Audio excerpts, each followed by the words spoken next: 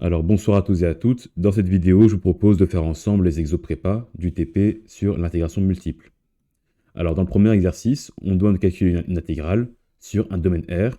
Et R, donc je sais qu'il est à l'intérieur d'un cercle et qu'il est compris entre deux droites. Donc la première étape, toujours, c'est de dessiner le domaine d'intégration. À partir de ce dessin-là, on va pouvoir déduire du coup des bornes. Donc qu'est-ce qu'on me dit? On me dit que je vais avoir ici un cercle. Alors ce cercle, je vois qu'il a un rayon de 2, hein, puisque ici, avec Pythagore, je sais que x au carré plus y carré est égal à r au carré. Donc je sais que mon rayon est égal à 2. Donc je vais tracer ici un cercle qui a un rayon de 2.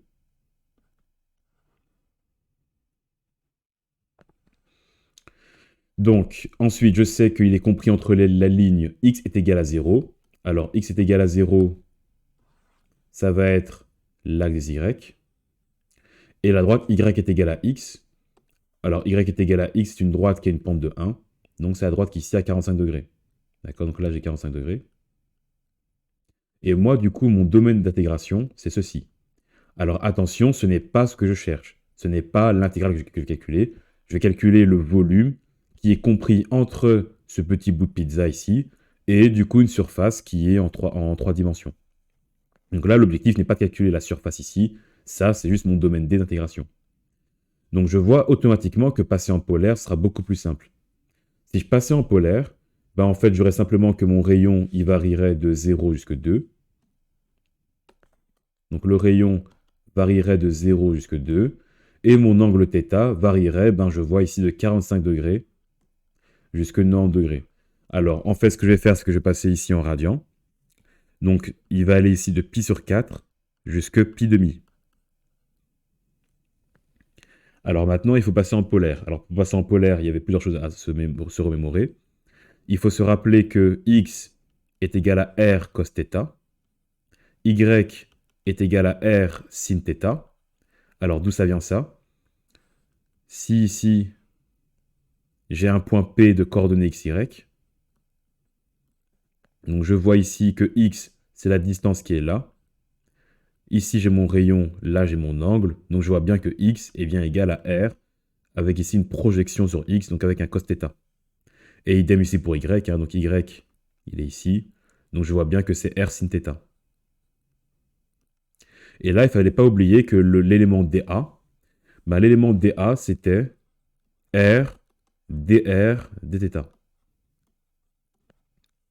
Donc je vous renvoie au cours pour la démonstration. Mais donc il ne faut pas oublier ici qu'il y a un élément R à ne pas oublier ici. Donc je vais prendre mon X et mon Y paramétrisés que je vais injecter dans mon intégrale. Et puis dA, je vais remplacer par R dr dθ. Alors pourquoi je fais ça? Parce que les bornes, elles sont quand même beaucoup plus simples. Alors si je le fais, ben du coup, je vais avoir l'intégrale de pi quart à pi demi. Donc ça, ce sont les bornes en dθ. La seconde intégrale, l'intégrale intérieure, ce sera l'intégrale de 0 à 2. Ça, c'est mon dr. Donc attention que c'est bien r dr dθ. Donc ça, c'est mon élément dA. Et ensuite, je dois intégrer la fonction. Alors la fonction qu'on m'a donnée ici, c'est 2x moins y. Donc je vais remplacer x et y par leur valeur. Je vais donc avoir 2 cos θ moins sin θ à intégrer. Alors là, qu'est-ce que je remarque? Je remarque que j'ai une multiplication. J'ai une multiplication avec des termes. Alors ici, j'ai un terme qui ne dépend que de θ. Et ici, j'ai un terme qui ne dépend que de r. Et je vois aussi qu'au niveau des bornes, les bornes, elles sont bien simples. Donc ici, je n'ai pas, par exemple, de r ou θ dans les bornes directement. Donc mes bornes sont des chiffres. On avait vu, je vous renvoie à la vidéo synthèse sur le chapitre 15, quand une intégrale est un produit avec des fonctions qui sont indépendantes, on pouvait du coup la scinder en deux intégrales. Donc l'intégrale de pi quart à pi demi pour mon 2 cos θ moins sin θ, multiplié par l'intégrale de 0 à 2. Et alors là, attention que j'ai oublié ici un R, hein. Donc là, c'était R cos θ, R sin θ. Donc ici, je vais bien avoir ici r au carré à intégrer. Donc là, ce sera l'intégrale de r carré dr. Voilà, et donc je me retrouve avec un produit de deux intégrales simples. Et donc ça, voilà, c'est le niveau du Q1. Et donc ici, l'intégrale d'un cosinus, ça va être un sinus. L'intégrale de moins sinus, c'est cosinus.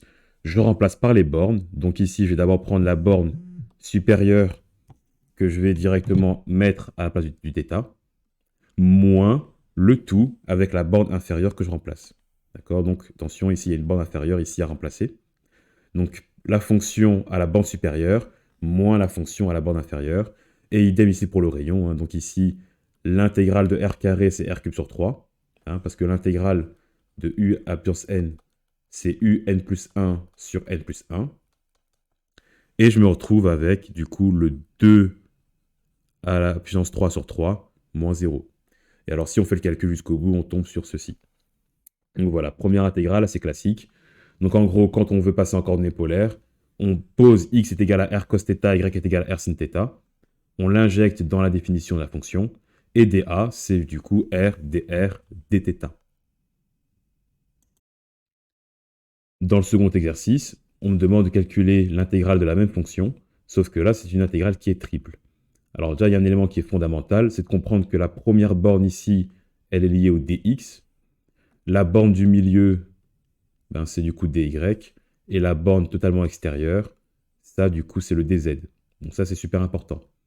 Donc ici, on va calculer une intégrale par itération. C'est-à-dire que je vais d'abord calculer la première intégrale selon dx. Donc je recopie d'abord mes bornes. Hein. Donc ici, je vais avoir l'intégrale de 0 à 2, 0 à z carré. Ça ne bouge pas. Et maintenant, je vais calculer l'intégrale ici comme si c'était une intégrale du Q1. Alors, il ne faut pas se laisser déstabiliser par les bornes. Hein. Ce n'est pas plus compliqué en soit. Donc si je calcule mon intégrale ici, donc je dois intégrer selon x, ce qui signifie que y et z sont des constantes. Donc y est une constante. Là, j'ai x. Donc ici, qu'est-ce que je vais avoir? Je vais avoir du coup x au carré moins yx. Et ensuite, je remplace par mes bornes. Donc y moins z. Donc attention qu'il me reste bien du dy dz.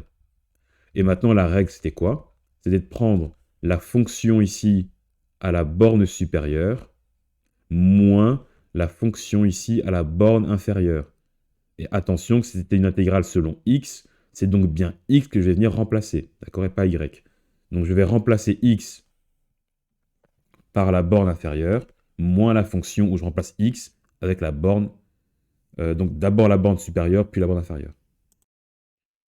Ensuite, ben, il faut juste donc développer le carré, et on réarrange un peu les termes, on simplifie ce qu'il y a à simplifier, et on tombe du coup sur une seconde intégrale à calculer selon y. Donc à nouveau, c'est une nouvelle itération. Je vais calculer l'intégrale ici en jaune, comme si c'était une intégrale qui était simple. Donc ici, je dois intégrer selon y, ce qui signifie que z est une constante.